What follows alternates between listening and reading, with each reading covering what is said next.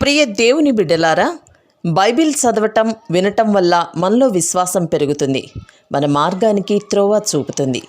సమస్త జనులను శిష్యులనుగా చేయుడి మత్తయి 28:19 వచనంలో దేవుని వాక్యం తెలియచేస్తోంది.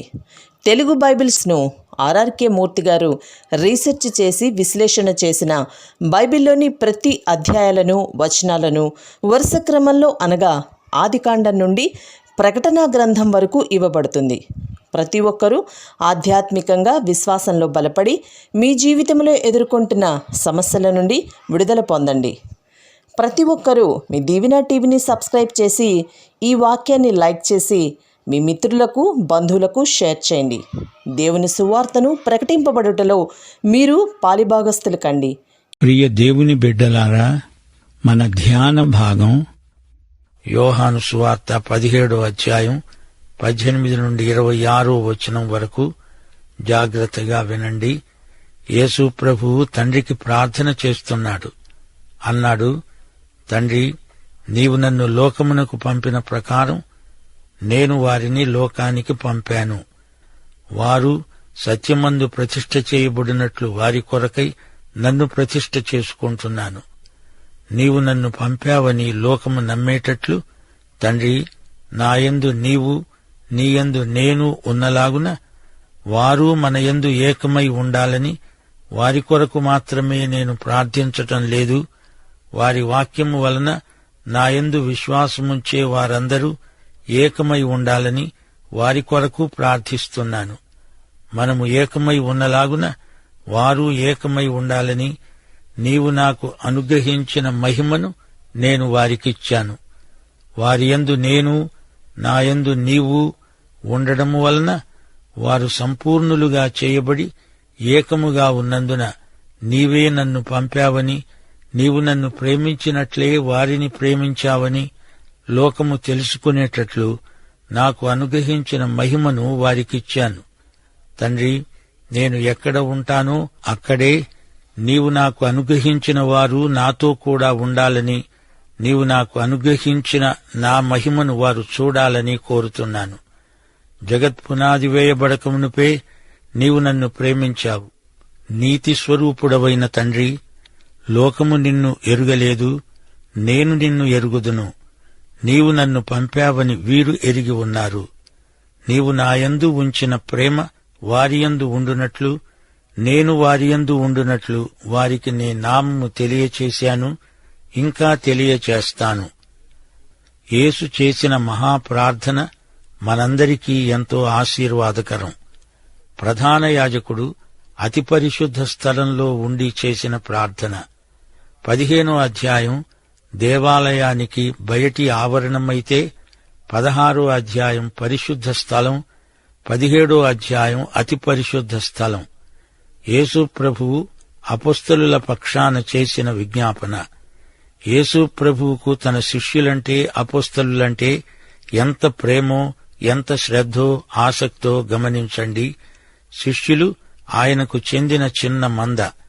తండ్రి తన కుమారునికి ఇచ్చిన కానుక. వారు లోకంలో ఉన్నారు గాని లోక సంబంధులు కారు. తండ్రి వీరిని జగత్పునాదికి ముందే ఏర్పరచుకున్నాడు. యేసు శిష్యులు దేవుని వాక్యమునకు ఎల్లప్పుడూ విధేయులు. శిష్యులు పరిపూర్ణులు కారు గాని వారు యేసుకు పూర్తిగా అంకితమైపోయినవారు.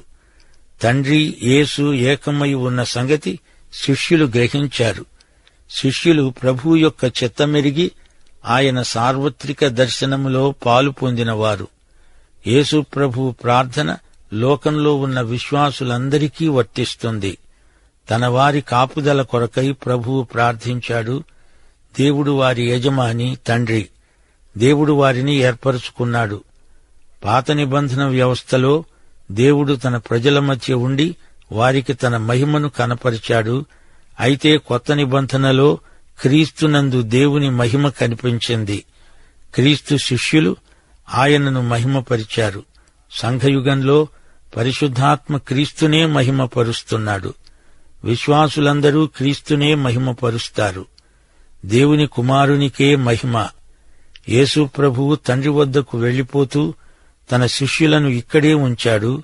వారు విమోచన సువార్తను భూదిగంతాల వరకు ప్రకటించాలి, సంఘాలను స్థాపించాలి.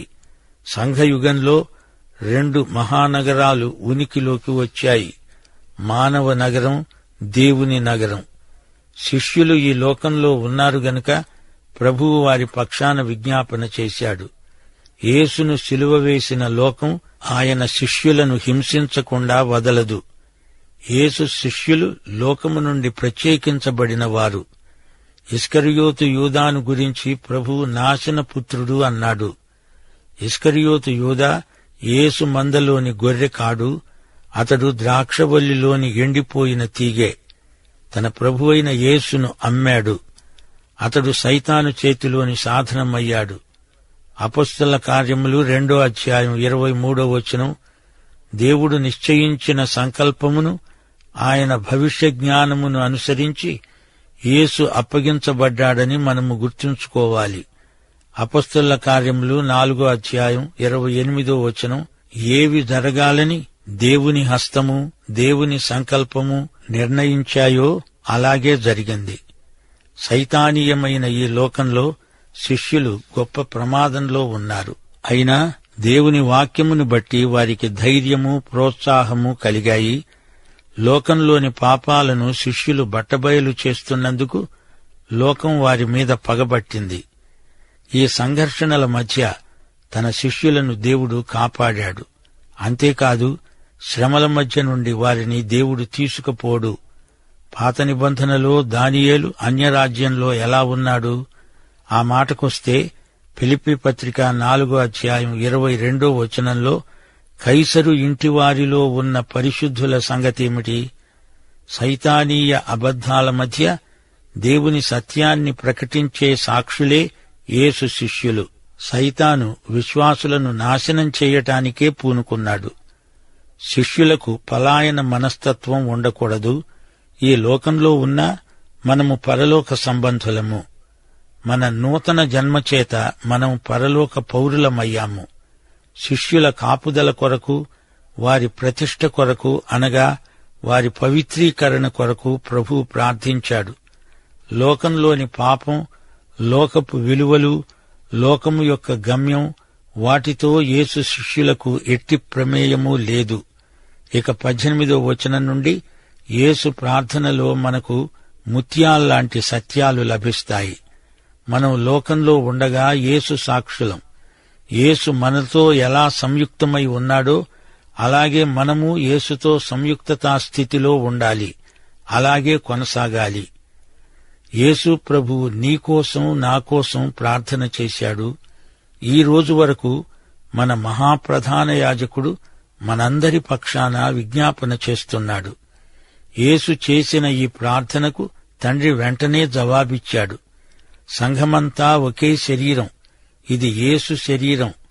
ఏ పాపి అయినా ప్రభువునందు విశ్వసించి రక్షించబడితే వెంటనే ఈ శరీరంలో ఒక భాగమైపోతున్నాడు, ఒక అవయవమవుతున్నాడు. ఈ సమైక్యత, ఏకవాక్యత, ఇదే మన ప్రత్యేకత. దీన్ని బట్టి అనేకులు ప్రభువు వైపునకు ఆకర్షించబడతారు.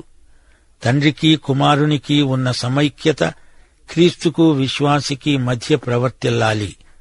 ఇదే యేసు ప్రభువు ప్రార్థనలోని ముఖ్యాంశం. దేవుడు తన కుమారుడైన క్రీస్తును ఎంత ప్రేమిస్తున్నాడో అంతగా నిన్ను, నన్ను ప్రేమిస్తున్నాడు. దేవుడు మనలను తన సహవాసం కోసమే సృజించాడు. మానవునికి దేవుడు పూర్తి నైతిక స్వేచ్ఛనిచ్చాడు. ఇష్టపూర్వకంగా, స్వచ్ఛందంగా ప్రభువును ప్రేమించి ఆయన సహవాసాన్ని ఎంతగానో కోరుతున్నాము. ఆయన గొర్రెలు 100 అందులో ఒక్కటి కూడా తప్పిపోవటానికి వీల్లేదు. ప్రభువుకు తన గొర్రెలంటే ఎంతో శ్రద్ధ, ఎంతో ఆసక్తి. మోషే దేవుని మహిమను చూడగోరాడు. ఫిలిప్పు, తండ్రిని నాకు కనపరుచు, అది నాకు చాలు అన్నాడు. పూర్తి మహిమను ఒకానొక రోజున చూస్తాము. ఇప్పుడైతే చూడగలిగినంతే చూస్తున్నాము. అప్పుడు పరలోకంలో దేవుని మహిమను కన్నులార్పకుండా చూస్తాము. ఇప్పుడు మేఘధనుస్సులో, సూర్యాస్తమయ వేళలో కొంతవరకు మాత్రమే చూస్తాము. అదే మన గమ్యం. విశ్వాసుల మధ్య విభేదాలుంటే, అంతఃకలహాలుంటే లోకం క్రీస్తుకు మరీ దూరమైపోతుంది. దేవుని నామము అన్యుల మధ్య నామకార్థ క్రైస్తవులను బట్టే దూషించబడుతుంది. క్రీస్తు ఎవరో, ఆయన ప్రజలు ఎలాంటివారో లోకానికి తేటగా కనపడాలి. తండ్రి కుమారులు ఎలా ఏకమై ఉన్నారో అలాగే విశ్వాసులందరూ సమైక్యంగా ఉండాలి. విశ్వాసిలో క్రీస్తు ఉన్నాడు, క్రీస్తునందు దేవుడు ఉన్నాడు. దీనిని బట్టి విశ్వాసులు సంపూర్ణ సిద్ధి పొందుతారు. ఈ ప్రక్రియ అంతా పరిశుద్ధాత్మే నిర్వహిస్తున్నాడు. తండ్రి కుమారులు, కుమారుడు విశ్వాసులు, వీరి మధ్య ఉన్న ఈ అవినాభావ సంబంధం ఎంతో గంభీరమైనది. దేవుడు క్రీస్తును ఎంత ప్రేమించాడో అంతగా విశ్వాసిని కూడా ప్రేమిస్తున్నాడు. యేసు ఎక్కడ ఉన్నాడో అక్కడే విశ్వాసి ఉంటాడు. యేసుకు తండ్రి ఇచ్చిన కానుకే నీవు నేను. యేసు ఎక్కడ ఉంటే అక్కడే నేను ఉంటాను. యేసు తండ్రి నా తండ్రి, యేసు దేవుడు నా దేవుడు. యేసు తన మహిమను మనకిచ్చాడు. ఈ సంగతి లోకం తెలుసుకోవాలి. దేవుడు యేసుకిచ్చిన మహిమను యేసు మనకిచ్చాడు. లోకం యేసును ఎరుగదు, ఎందుకనగా లోకానికి దేవుడెవరో తెలియదు. అయితే విశ్వాసులు యేసును సన్నిహితంగా ఎరుగుదురు. దేవుడే యేసుక్రీస్తును పంపాడని, యేసుక్రీస్తునందు తామున్నామని శిష్యులు ఎరుగుదురు. దేవుడు యేసునందుంచిన ప్రేమ విశ్వాసులలో నిలిచి ఉండాలి. యేసు విశ్వాసులలో నిరంతరము జీవిస్తాడు.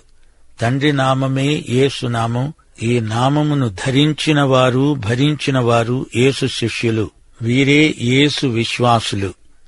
తండ్రి యేసును విమోచన ఉద్యమం మీద పంపాడు. మానవుల పాపముల నిమిత్తమై యేసు చనిపోయాడు. అందుకే తండ్రి కుమారుణ్ణి పంపాడు. యేసు ప్రభువు చేసిన ప్రార్థనాంశం ఇదే. ఆయన ప్రేమ మన హృదయాలను నింపాలి. మన మాటల్లో, చేతల్లో యేసు ప్రేమ కనపడాలి. యేసు యొక్క విమోచనాత్మక కృపను పొందినవారు ఆయనలాగే ఇతరులను ప్రేమించాలి. యేసు ప్రేమ మనలో ఉంటే లోకాన్ని మనం ఎంతైనా ప్రభావితం చేయగలం. ఈ అధ్యాయాన్ని మరోసారి పునఃసమీక్ష చేసుకుందాము. 6వ వచనం, మనం లోకములో నుండి ప్రత్యేకించబడి క్రీస్తుకు తండ్రి కానుకగా ఇవ్వబడ్డాము. 11వ వచనం, మనల్ని యేసు ఈ లోకంలో విడిచిపెట్టాడు. 14వ వచనం, మనము ఈ లోక సంబంధులము కాము, లోకం మనల్ని అందుకే ద్వేషిస్తుంది. 15వ వచనం, దుష్టుని నుండి మనము కాపాడబడుతున్నాము. 18వ వచనం, మనము ఈ లోకములోనికి పంపబడ్డాము. 23వ వచనం, క్రైస్తవ సమైక్యత క్రీస్తుకు విశ్వాసులకు గల సమైక్యతను ప్రతిఫలిస్తుంది. ఈ ప్రార్థనలో యేసుక్రీస్తు తండ్రికి చేసిన మనవులేవి? శిష్యుల కాపుదల 11వ వచనం, ఆత్మయందు ఆనందం 13వ వచనం, దుష్టుని నుండి విడుదల 15వ వచనం, ప్రతిష్ఠ ప్రత్యేకత 17వ వచనం, ఐక్యత 21వ వచనం, సహవాసం మహిమ దర్శనం 24వ వచనం. సోదరీ సోదరులారా, వింటున్నారా? యేసుక్రీస్తే మన మహాప్రధాన యాజకుడు. హెబ్రీ పత్రిక ఇదే సత్యాన్ని ప్రతిపాదిస్తున్నది. పాత నిబంధన వ్యవస్థలో ప్రధాన యాజకుడు ఎఫోదు అంగీ ధరించేవాడు. అది ఎంతో అందమైనది, ఆకర్షణీయమైనది. ఎఫోదు 2 భుజాల మీద ఇశ్రాయేలు గోత్రాల పేర్లు రాసి ఉంటాయి. దేవుని సన్నిధిలోకి వెడుతూ ప్రధాన యాజకుడు ఇశ్రాయేలు గోత్రాలన్నిటి పక్షాన దేవునికి విజ్ఞాపన చేస్తాడు. ప్రధాన యాజకుని పరిచర్య ఎంతో బాధ్యతాయుతమైనది, ఎంతో ముఖ్యమైనది కూడా. హెబ్రీ పత్రిక 7వ అధ్యాయం 25వ వచనం అంటోంది, యేసుక్రీస్తు తన ద్వారా దేవుని వద్దకు వచ్చేవారి పక్షమున విజ్ఞాపన చేయడానికి నిరంతరము జీవిస్తున్నాడు గనుక వారిని సంపూర్ణముగా రక్షించడానికి శక్తిమంతుడై ఉన్నాడు. క్రీస్తే మనలను రక్షించగల సమర్థుడు. ఆయన సర్వశక్తిమంతుడు. ప్రధాన యాజకుడు ధరించే న్యాయ విధాన పథకముపై 12 వెలగల రాళ్లు పొదిగి ఉంటాయి. అవి 4 వరుసల్లో వరుసకు 3 చొప్పున అమర్చబడి ఉంటాయి. ఈ విధంగా 12 గోత్రాలను ఇవి సూచిస్తాయి. అతని విజ్ఞాపన పరిచర్యా విధానం యేసుక్రీస్తునే సూచిస్తున్నది. యేసుక్రీస్తు ఈ రోజున దేవుని కుడిపార్శ్వమున ఉండి మనందరి కొరకు విజ్ఞాపన చేస్తున్నాడు. మనలను తన భుజాల మీద మోస్తున్నాడు, తన వక్షస్థలం మీద మోస్తున్నాడు. ఆయన ప్రేమను ఇది రుజువు చేస్తోంది. సర్వశక్తిమంతుడైన ప్రభు మనలను ఎంతో ప్రేమిస్తున్నాడు. యేసు చేసిన ఈ మహాప్రార్థనలో శిలువ మహిమను మనం చూడగలం. శిలువే యేసు మహిమ. యేసు శిలువ అయస్కాంతమై అశేష ప్రజలను ఆకర్షించుకున్నది. శిలువ మీద దేవుడు తన కుమారుణ్ణి మహిమపరిచాడు. శిలువ ద్వారా యేసు తండ్రి మహిమలో ప్రవేశించాడు. అద్వితీయ సత్యదేవుణ్ణి, ఆయన పంపిన క్రీస్తును ఎరుగుటే నిత్యజీవం. యేసు లేకుండా దేవుణ్ణి ఎరుగలేవు. యేసును, యేసు ద్వారా తండ్రిని ఎరిగిన వారే నిత్యజీవం పొందినవారు. దేవుణ్ణి, దేవుని స్వభావాన్ని బయలుపరచినవాడు యేసు. ప్రియ శ్రోతలు వింటున్నారా? యేసు ప్రభువు మొదట తన కొరకు, తరువాత తన శిష్యుల కొరకు, ఆ తరువాత సంఘమంతటి కొరకు ప్రార్థన చేశాడు. ఈ ప్రార్థనలో ప్రభు ఏ అంశాలకు అధిక ప్రాధాన్యమిచ్చాడో గమనించారా? 1 తండ్రి మహిమ, 2 సంఘ సమైక్యత, 3 సంఘము యొక్క పవిత్రత, 4 నశించే లోకాన్ని దేవుని కోసం సంపాదించటం. యేసుకు ఏది ముఖ్యమో అదే నీకు ముఖ్యమనిపించటం లేదా? దేవుడు తన ప్రజలకిచ్చిన వరములు, ఈవులు ఈ ప్రార్థనలో పేర్కొనబడ్డాయి. 1 నిత్య జీవం, 2 వాక్యం, 3 దేవుని మహిమ.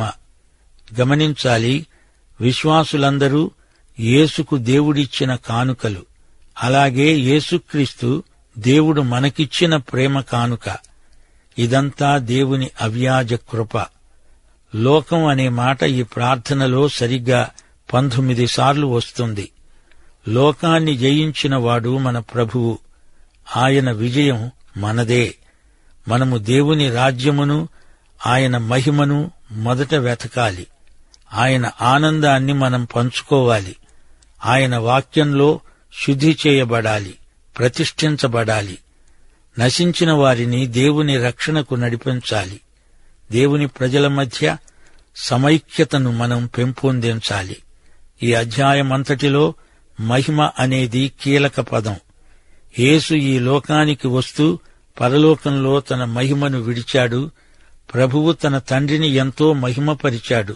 పరలోకానికి తిరిగి వెళ్లేటప్పుడు ప్రభువు ఎంతో మహిమపరచబడ్డాడు. సంఘములో యేసు ప్రభువుకు మహిమ. యేసు ప్రభువు తన సంఘముతో తన మహిమను పంచుకున్నాడు. మనకు ప్రభువు మహిమ ఉంది గాని దాని సంపూర్ణ ప్రత్యక్షం కొరకు ఎదురుచూస్తున్నాము. రోమాపత్రిక 8వ అధ్యాయం 18 నుండి 21 వచనం వరకు పౌలు ఇదే మహిమను గురించి ప్రస్తావిస్తూ అన్నాడు, మన ఎడల ప్రత్యక్షము కాబోయే మహిమ ఎదట ఇప్పటి కాలపు శ్రమలు ఎన్నదగినవి కావని ఎంచుతున్నాను. దేవుని కుమారుల ప్రత్యక్షము కొరకు సృష్టి మిగుల ఆశతో తేరిచూస్తూ కనిపెడుతున్నది. ఏలయనగా సృష్టి నాశనమునకు లోనైన దాస్యములో నుండి విడిపించబడి దేవుని పిల్లలు పొందబోయే మహిమగల స్వాతంత్ర్యము పొందుతాననే నిరీక్షణతో ఉన్నది. ప్రియశ్రోత, మనకు మహోజ్వలమైన నిత్య భవిష్యత్తు పరలోకంలో ఉంది. ఈ అధ్యాయంలో 11వ వచనంలో ప్రభువు అన్నాడు, నేనికను లోకములో ఉండను గాని వీరు లోకములో ఉన్నారు. నేను నీ యొద్దకు వస్తున్నాను. పరిశుద్ధుడవైన తండ్రి, మనము ఏకమై ఉన్నలాగున వారు ఏకమై ఉండునట్లు నీవు నాకు అనుగ్రహించిన నీ నామమందు వారిని కాపాడు. విశ్వాసులలో ఆత్మ కలిగించే ఐక్యం ఉంది. పెంతెకొస్తునాడు పరిశుద్ధాత్మ రాకడతో సమైక్యత మొదలైంది. అందరూ పరిశుద్ధాత్మతో నిండినవారై 1 కొరింథీ 12వ అధ్యాయం 13వ వచనంలో చెప్పబడినట్లు యూదులైనా, గ్రీసు దేశస్థులైనా, దాసులైనా, స్వతంత్రులైనా మనమందరము ఒక్క శరీరములోనికి ఒక్క ఆత్మయందే బాప్తిస్మము పొందాము. మనమందరము ఒక్క ఆత్మను పానము చేసిన వారమయ్యాము. ఇదే విశ్వాసుల సమైక్యత. ఒకానొక రోజు విశ్వాసులందరూ పరలోకంలో ఆయన మహిమను పూర్తిగా చూడగలరు. విశ్వాసులందరూ ఏకమై ఉండాలని యేసు ప్రార్థించాడు. యేసు ప్రార్థించింది సంస్థాగతమైన ఐక్యత కోసం కాదు, అది ఆత్మ యొక్క ఐక్యత. సమాధానమనే బంధము చేత ఆత్మ కలిగించే ఐక్యతను మనం కాపాడుకోవాలి. దేవుణ్ణి మహిమపరచటమంటే దేవుణ్ణి అందరూ తెలుసుకునేటట్లు చేయడం, చెప్పడం, చూపటం. 1 పేతురు 1:5 అంటోంది, విశ్వాసము ద్వారా దేవుని శక్తి చేత కాపాడబడే మీ కొరకు మీ స్వాస్థ్యము పరలోకమందు భద్రపరచబడి ఉన్నది. రోమాపత్రిక 8:30 ఈ పాఠం ముగిస్తున్నాము. దేవుడు ముందుగా ఎవరిని నిర్ణయించాడో వారిని పిలిచాడు. ఎవరిని పిలిచాడో వారిని నీతిమంతులుగా తీర్చాడు. ఎవరిని నీతిమంతులుగా తీర్చాడో వారిని మహిమపరిచాడు. దైవాశీస్సులు. ఆమేన్.